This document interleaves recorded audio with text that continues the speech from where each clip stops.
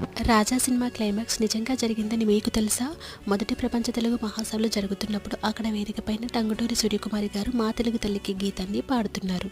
అదే సమయంలో చినిగిపోయిన బట్టలతో అటువైపుగా వెళ్తున్న ఎవరో ఒకతను ఆ పాట విని సభలోనికి రావడానికి ప్రయత్నిస్తారు.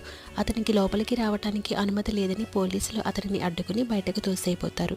ఇదంతా గమనిస్తున్న అక్కడున్న కవి ఒకరు పోలీసుల దగ్గరికి వచ్చి, అసలు మీరు అడ్డుకుంటున్న అతను ఎవరనుకుంటున్నారు? మా తెలుగు తల్లికి గీతాన్ని రచించిన శంకరంబాడి సుందరాచారి గారు అని చెప్తారు. దానితో పోలీసులు అతనిని లోపలికి అనుమతిస్తారు.